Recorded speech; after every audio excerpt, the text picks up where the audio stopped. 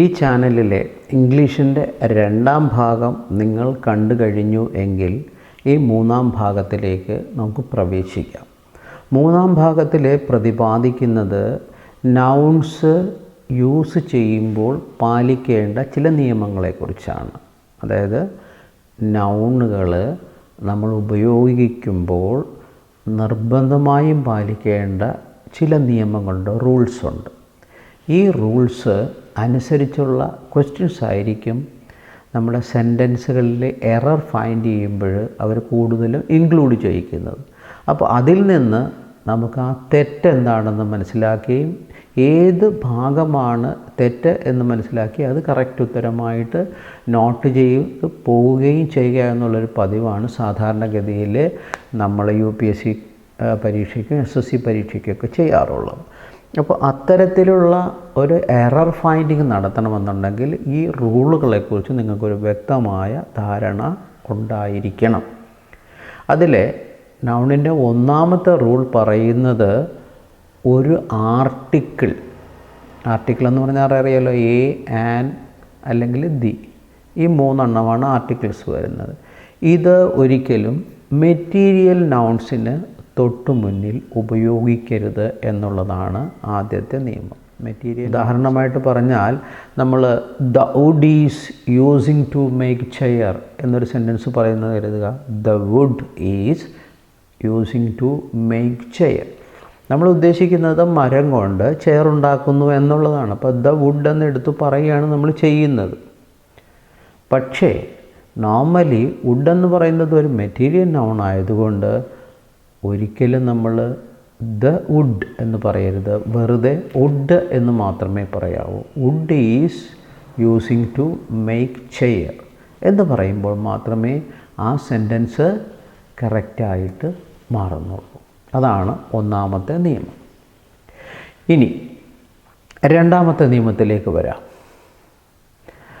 Material nouns അതുപോലെ abstract nouns, ഇത് രണ്ടും നമ്മൾ ഉപയോഗിക്കുമ്പോൾ ശ്രദ്ധിക്കേണ്ട കാര്യം, മെറ്റീരിയൽ നൗൺസും അബ്സ്ട്രാക്റ്റ് നൗൺസും.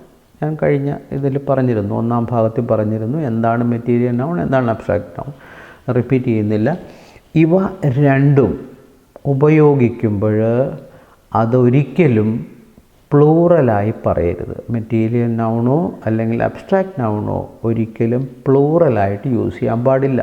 ഇപ്പോൾ വുഡ് ഒരു മെറ്റീരിയൽ നൗണാണ്, അത് വുഡെന്ന് മാത്രമേ പറയാവൂ, വുഡ്സ് എന്ന് പറയരുത്. അല്ലെങ്കിൽ ബ്രിക്ക്, അതൊരു മെറ്റീരിയൽ നൗണാണ്, അല്ലാതെ ബ്രിക്സ് എന്ന് പറയാൻ പാടില്ല. അതുപോലെ അബ്സ്ട്രാക്റ്റ് നൗൺ പറയുമ്പോൾ ഞാൻ അവരെ നന്നായി കെയർ ചെയ്യുന്നു, അല്ലെങ്കിൽ അവൻ അവളെ നന്നായി കെയർ ചെയ്യുന്നു, ഹീ കെയേഴ്സ് ഹർ എന്നൊക്കെ അർത്ഥത്തിലൊക്കെ നമ്മൾ സംസാരിക്കാറുണ്ടെങ്കിലും ഈ കെയർ എന്നത് നൗണായി വരുമ്പോൾ, നൗണായിട്ട് കെയർ ഉപയോഗിക്കുമ്പോൾ, ഒരു അബ്സ്ട്രാക്റ്റ് നൗണായിട്ട് ഉപയോഗിക്കുമ്പോൾ കെയേഴ്സ് എന്ന പ്ലൂറലായിട്ട് പറയരുത്, കെയർ എന്ന് മാത്രമേ പറയാവുള്ളൂ. മനസ്സിലായോ? അതുപോലെ അബ്സ്ട്രാക്റ്റ് നൗണാണ് ലവ്. മനസ്സിലായി? ലവ്സ്, അതായത് സ്നേഹങ്ങൾ എന്ന് നമ്മൾ നൗണായിട്ട് ഉപയോഗിക്കും കേട്ടോ, വെർബായിട്ട് നമുക്ക് പറയാം, കുഴപ്പമില്ല. അതായത് സ്നേഹങ്ങൾ എന്നല്ല, സ്നേഹം എന്നേ നമ്മൾ പറയാറുള്ളൂ. മനസ്സിലായല്ലോ? നൗണിന് മൂന്നാമത്തെ നിയമം, ഈ നിയമം മനസ്സിലാക്കണമെങ്കിൽ ലേശം ഒരു എക്സ്പ്ലനേഷൻ ആവശ്യമുണ്ട്. അതുകൊണ്ടാണ് അത് ഇത്തിരി കാര്യമായിട്ട് പറയണമെന്ന് പറയുന്നത്. ചില സമയങ്ങളിൽ നമ്മൾ ഈ പ്രോപ്പർ നൗണിനെ തന്നെ കോമൺ നൗണായിട്ട് പറയും, പ്രോപ്പർ നൗണിനെ തന്നെ കോമൺ നൗണായിട്ട് പറയും. എങ്ങനെയെന്ന് വെച്ചാൽ, ഇപ്പം നമുക്കറിയാം ഷേക്സ്പിയർ ഒരു നാടകകൃത്തും കവിയുമായിരുന്നു.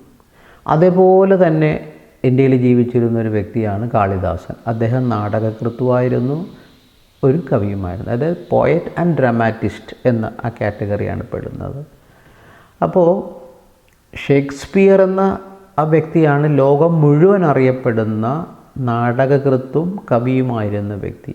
കാളിദാസൻ പക്ഷേ വളരെ പണ്ട് ജീവിച്ചിരുന്നതാണെങ്കിൽ പോലും ഇന്ത്യയിലുള്ളവർക്ക് മാത്രമേ അറിയാൻ പറ്റുള്ളൂ. അപ്പോൾ ആരെങ്കിലും ഒരു വിദേശി വന്ന് നമ്മളോട് ചോദിച്ചാൽ ആരാണ് ഈ കാളിദാസൻ എന്ന് ചോദിച്ചാൽ നമുക്ക് പെട്ടെന്ന് അയാൾക്ക് മനസ്സിലാവുന്ന രീതിയിൽ ഒരു ഉത്തരം പറയാൻ പറ്റുന്നതാണ് എന്താണ്? Kalidas is the Shakespeare of India. വളരെ ക്ലിയറായിട്ട് അദ്ദേഹത്തിന് പെട്ടെന്ന് കാര്യം മനസ്സിലാവും. കാരണം അദ്ദേഹത്തിന് ഷേക്സ്പിയർ അറിയാം. Kalidas is the Shakespeare of India.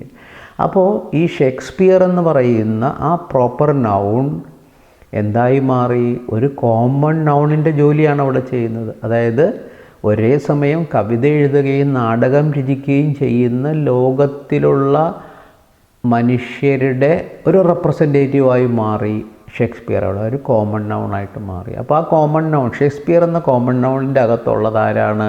ഒരേ സമയം നാടകവും അതുപോലെ പോയവും രചിക്കുന്നയാൾ എന്നർത്ഥത്തിലാണ്. ഓക്കെ. അതുപോലെ ഇപ്പം നമ്മുടെ ക്ലാസ്സിലിരിക്കുന്ന ഒരു കുട്ടി, അവൻ നന്നായി ഡാൻസ് ചെയ്യുമെന്ന് കരുതുക. അവൻ നന്നായി ഡാൻസ് ചെയ്യുന്നത് കണ്ടിട്ട് വേറെ ഏതെങ്കിലും ഒരു ക്ലാസ്സിലെ കുട്ടി അല്ലെങ്കിൽ വേറെ ഏതെങ്കിലും ഒരു കോളേജിലെ കുട്ടി നമ്മളോട് ചോദിക്കുകയാണ് അവൻ ആര് എന്ന് ചോദിച്ചാൽ, അവനോട് ഏറ്റവും എളുപ്പത്തിൽ ഇവൻ്റെ പ്രത്യേകത പറയാൻ പറ്റിയ മാർഗം എന്താണ്? He is the Michael Jackson in our class എന്ന് പറയാം. മനസ്സിലായോ? അപ്പോൾ അവനാണ് ഞങ്ങളുടെ ക്ലാസ്സിൽ. അപ്പോൾ അവൻ്റെ പേര് പറയുന്നതിനേക്കാൾ എളുപ്പം പെട്ടെന്ന് ക്ലിക്ക് ചെയ്യുന്നത് ഡാൻസ് ചെയ്യുന്നവൻ എന്ന അർത്ഥത്തിലാവുമ്പോൾ ഞങ്ങളുടെ ക്ലാസ്സിൽ മൈക്കിൾ ജാക്സൺ ഇവനാണ് എന്ന് നമ്മൾ, അല്ലെങ്കിൽ ചിലപ്പോൾ പറയും is the Prabhudev in our class. നമ്മുടെ ക്ലാസ്സിലെ പ്രഭുദേവയാണ് അവനെന്ന് പറയാം. ആ പ്രഭുദേവൻ ഡാൻസ് ചെയ്യുന്ന ഒരു മനുഷ്യനാണ് എന്ന അർത്ഥത്തിലാണ് നമ്മളത് യൂസ് ചെയ്യുന്നത്. അപ്പോൾ പ്രോപ്പർ നൗൺസ് ചില സമയങ്ങളിൽ നമുക്ക് കോമൺ നൗണായിട്ട് ഉപയോഗിക്കാം. അങ്ങനെ ഉപയോഗിക്കുന്നതിൻ്റെ ഉദ്ദേശം എന്താണെന്ന് വെച്ചാൽ, ഒരു സെൻറ്റൻസിൽ, അതായത് വിത്തിൻ മിനിറ്റ്സ് നമുക്ക് വളരെ ഡീറ്റെയിൽ ആയിട്ടുള്ള എക്സ്പ്ലനേഷൻ പറയാതെ തന്നെ കേൾക്കുന്നവന് കാര്യങ്ങൾ പെട്ടെന്ന് മനസ്സിലാക്കി കൊടുക്കാൻ സാധിക്കും എന്നുള്ളതാണ് ആ പ്രയോഗത്തിൻ്റെ ഗുണം. ഇപ്പം നന്നായിട്ട് ആക്ട് ചെയ്യുന്നവർ he's the Mammootty in our place എന്ന് പറയും നമ്മൾ. അതുപോലെ ഒരു നന്നായിട്ട് മിമിക്രി ചെയ്യുന്ന ഒരു പയ്യനാണെന്നുണ്ടെങ്കിൽ അവനെ ഏതെങ്കിലും പ്രശസ്തനായൊരു മിമിക്രിക്കാരനുമായിട്ട് താരതമ്യം ചെയ്ത് പറയും. അപ്പോഴാളുകൾക്ക് മനസ്സിലാവും അവൻ അതുപോലെ ചെയ്യുന്നെന്നുള്ള അർത്ഥത്തിലല്ല, അവനും മിമിക്രി ചെയ്യും. അല്ലെങ്കിൽ ഇതാണ് മൂന്നാമത്തെ നിയമം. അതായത് ചില സമയങ്ങളിൽ we can use proper noun as common noun. This is third law. അപ്പോൾ 3 ലോ ഇപ്പോൾ ഞാൻ പറഞ്ഞു കഴിഞ്ഞു. ഒന്ന്, ആർട്ടിക്കിൾസ് ഒരിക്കലും മെറ്റീരിയൽ നൗൺസിൻ്റെ മുൻപിൽ പ്രയോഗിക്കരുത്. രണ്ടാമത്, മെറ്റീരിയൽ നൗൺസും അബ്സ്ട്രാക്റ്റ് നൗൺസും ഒരിക്കലും പ്ലൂറലായിട്ട് പറയരുത്. മൂന്നാമത്തത്, വേണമെങ്കിൽ പ്രോപ്പർ നൗൺ കോമൺ നൗണായിട്ട് നമുക്ക് ഉപയോഗിക്കാം. ചില സമയങ്ങളിൽ ഈ കളക്റ്റീവ് പ്രൊനൗൺസ് സിംഗുലർ പ്രൊനൗൺസ് ആയിട്ട് മാറും.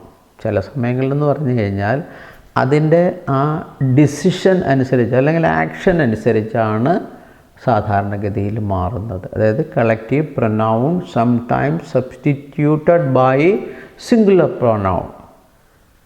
അങ്ങനെ സബ്സ്റ്റിറ്റ്യൂട്ട് ചെയ്ത് സിംഗിൾ പ്രൊനൗണായിട്ട് മാറുമ്പോൾ സിംഗുലർ വെർബും അതിൻ്റെ കൂടെ വരികയും ചെയ്യും. അതിനെക്കുറിച്ച് മനസ്സിലാക്കുന്നതിന് ഒരു എക്സാമ്പിൾ ഉണ്ടെങ്കിൽ നിങ്ങൾക്ക് പെട്ടെന്ന് മനസ്സിലാക്കാൻ സാധിക്കും. അതായത് ഒരു ജൂറി എന്നൊക്കെ പറഞ്ഞാൽ ഒരു 7-8 പേരൊക്കെ ഒന്നിച്ചായിരിക്കും ഒരു ജൂറി ഇരിക്കുക. ആ ജൂറി ഏകകണ്ഠമായിട്ട് ഒരാളെ തിരഞ്ഞെടുത്തു, നല്ല നടനായി തിരഞ്ഞെടുത്തെന്ന് കരുതുക. അതാരും ആയിക്കോട്ടെ, ഒരാളെ നല്ല നടനായി ഒരു ജൂറി തിരഞ്ഞെടുത്തു.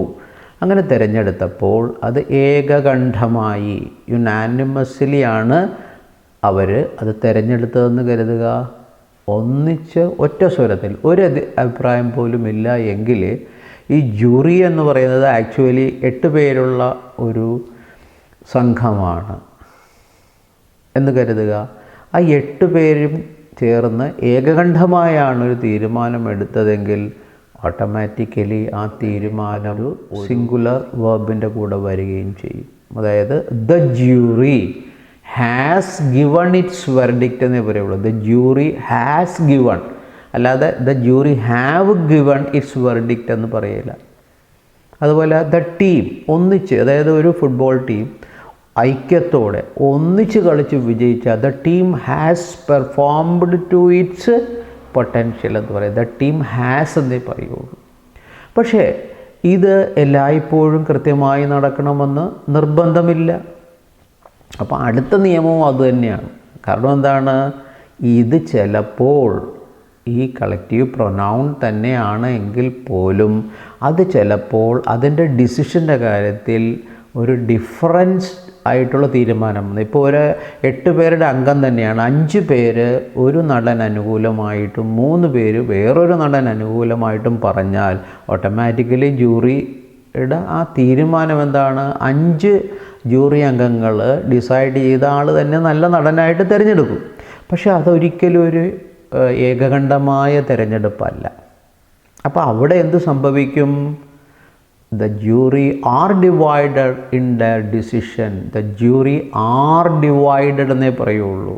The jury is divided എന്ന് പറയില്ല. എന്തുകൊണ്ട് ഈസ് മാറി ആറായി? പ്ലൂറലായിട്ട് മാറുകയാണ് ചെയ്യുക. അതിൽ ഡിഫറൻസ് വന്നു. അതൊരു ഇപ്പോൾ ഒരു ഫുട്ബോൾ ടീം നന്നായിട്ട് കളിച്ചില്ല എന്ന് പറഞ്ഞാൽ ആ ടീമിലെ അംഗങ്ങളിൽ ചിലർക്ക് ഈ ഒന്നിച്ച് നീങ്ങാനുള്ള ബുദ്ധിമുട്ട് വന്നു. അപ്പോൾ ടീം ഒരു ടീമായില്ല എന്ന് നമ്മൾ പറയും. അപ്പോൾ ടീമാകാതിരിക്കുമ്പോൾ ആക്ച്വലി വെബ് കൂടെ പ്ലൂറലായിട്ട് മാറുകയും അതൊരു പ്ലൂറലിൻ്റെ സ്വഭാവത്തിലൂടെ പറയുകയും. ഇപ്പോൾ ഫോറിൻ പോളിസിയുടെ കാര്യത്തിൽ മന്ത്രിസഭ ഒരു ചർച്ച നടത്തുന്നെന്ന് കരുതുക. അങ്ങനെ മന്ത്രിസഭ ചർച്ച നടത്തിക്കൊണ്ടിരിക്കുമ്പോൾ മന്ത്രിസഭയിലെ എല്ലാ മന്ത്രിമാരും ഏകകണ്ഠമായിട്ട് ആ ഫോറിൻ പോളിസിയുടെ കാര്യത്തിൽ ഒറ്റ തീരുമാനമെടുത്താൽ അവിടെ എന്ത് പറ്റും? കളക്റ്റീവ് പ്രൊനൗൺ സിംഗുലർ പ്രൊനൗൺ ആയിട്ട് മാറും. പക്ഷേ അത് മിക്കവാറും നടക്കാറില്ല. കാരണം പല മിനിസ്റ്റേഴ്സിനും പല ഡിസിഷൻസ് പല തീരുമാനങ്ങളുണ്ട്. അപ്പോൾ അങ്ങനെ വരുമ്പോൾ അവരവരുടെ ഒപ്പീനിയൻ അറിയിക്കുകയും അവസാനം മിനിസ്ട്രി ഏകകണ്ഠമായിട്ട് ഭൂരിപക്ഷ അഭിപ്രായം അനുസരിച്ച് ഒരു ഡിസിഷൻ എടുക്കുമെങ്കിൽ പോലും ആ ഡിസിഷൻ പുറത്തു വന്നാൽ the ministry are much divided in their common regarding foreign policy എന്ന് പറയേണ്ടി വരും. അപ്പോൾ അവിടെ ഓട്ടോമാറ്റിക്കലി അതെന്തായിട്ട് മാറി? പ്ലൂറൽ പ്രൊനൗണായിട്ട് മാറും. അപ്പോൾ അത് പ്ലൂറൽ വെർബിൻ്റെ കൂടെ തന്നെയാണ് വരിക. ഈ പോയിൻ്റാണ്. ഇനി 6ാമത്തെ നിയമത്തെക്കുറിച്ച് നമുക്കൊന്ന് നോക്കാം. 6ാമത്തെ നിയമം പറയുന്ന ഇതാണ്: collective nouns even they denote living beings are considered to be neuter gender. For example, അതായത് കളക്റ്റീവ് നൗൺസ് അതിൽ ലിവിങ് ബീയിങ്സ് ഉണ്ട് എങ്കിൽ പോലും അതിനെ നമ്മൾ ന്യൂട്ടർ ജെൻഡറായിട്ടേ കൺസിഡർ ചെയ്യുള്ളൂ. ഫോർ എക്സാമ്പിൾ, അല്ലെങ്കിൽ ഇന്ത്യൻ മിലിറ്ററിയെ 3ആയിട്ട് ഡിവൈഡ് ചെയ്തിട്ടുണ്ട്, മേജർ ഡിവിഷൻസ് ആയിട്ട് ഡിവൈഡ് ചെയ്തിട്ടുണ്ട്. അങ്ങനെയുള്ള ആ 3 മേജർ ഡിവിഷൻസ് ആയിട്ട് ഡിവൈഡ് ചെയ്തിരിക്കുന്നു എന്ന് നമ്മൾ പറയുമ്പോൾ India has a big army and it is divided in 2 3 major divisions എന്നാണ് പറയുന്നത്. India has a big army എന്ന് പറഞ്ഞിട്ട് ഇറ്റ് ഈസ് ഡിവൈഡ് എന്ന ഇറ്റ് എന്ന് പറയുന്നത് എപ്പോഴും ന്യൂട്ടർ ജെൻഡർ ആയതുകൊണ്ടാണ് അതിൻ്റെ ഇറ്റ് എന്ന് പ്രയോഗിക്കുന്നത്. It is divided into 3 major divisions എന്ന് പറയും. അപ്പോൾ collective noun even when they denote living beings are considered to be of neuter gender എന്നുള്ളതാണ് 6ാമത്തെ നൗണിലെ നിയമമായിട്ട് വരുന്നത്. അതുപോലെ 7ാമത്തെ നിയമം ഈ കൊച്ചുകുട്ടികളെ വളരെ ചെറിയ കുട്ടികളെ നമ്മൾ ബോയ് എന്നോ ഗേൾ എന്നല്ല വിളിക്കുന്നത്, വെറുതെ ചിൽഡ്രൻ എന്ന് പറയും. അവരുടെ ആ ജെൻഡർ അവിടെ നമ്മൾ പ്രത്യേകം എടുത്ത് പറയും. ബോയ് ആണോ ഗേൾ ആണോ എന്ന് പ്രത്യേകം എടുത്ത് പറയാറുള്ള കൊച്ചുകുട്ടികൾ. അതുപോലെ ഈ ലോവർ ആനിമൽസ്, അതായത് പല്ലി, പാറ്റ, ഇങ്ങനെയുള്ള സാധനങ്ങൾ, അതൊരു ആൺപാറ്റയാണ്, ഇതൊരു പെൺപാറ്റയാണ്, ഇതൊരു ആൺപല്ലിയാണ്, ഇതൊരു പെൺപല്ലിയാണെന്നൊന്നും ആരും അങ്ങനെ പറയാറില്ല. ഇവയൊക്കെ നമ്മൾ ന്യൂട്ടർ ജെൻഡറായിട്ടാണ് കൺസിഡർ ചെയ്യുന്നത്. അങ്ങനെ കൺസിഡർ ചെയ്യാവൂ എന്നുള്ളതാണ് 7ാമത്തെ നിയമം. യങ് ചിൽഡ്രനെയും ലോവർ ആനിമൽസിനെയും നമ്മൾ ന്യൂട്ടർ ജെൻഡർ ആയിട്ട് മാത്രമേ റെഫർ ചെയ്യാവൂ. ഇതാണ് 7ാമത്തെ നിയമം. ഉദാഹരണം എന്താണ്? The baby started crying when it was hungry. Baby started crying when it was hungry. It baby neuter ജെൻഡറായിട്ടാണ് പറയുന്നത്. അതുപോലെ the lizard lost its tail. The lizard lost its tail. മനസ്സിലായോ? When it was frighten. സാധാരണ അത് പേടിച്ച് കഴിയുമ്പോൾ വാല് മുറിച്ചിട്ടിട്ട് രക്ഷപ്പെട്ടു പോകും. The lizard lost its tail when it was frightened എന്നാണ് നമ്മൾ പ്രയോഗിക്കുക. ഇങ്ങനെ 7 നിയമങ്ങളിപ്പോൾ ഡിസ്കസ് ചെയ്തു. 7 ഇനിയും അടുത്ത പാർട്ടിൽ നമ്മൾ 4ാമത്തെ പാർട്ടിൽ അടുത്ത ബാക്കി നിയമങ്ങൾ കൂടെ ഡിസ്കസ് ചെയ്യും.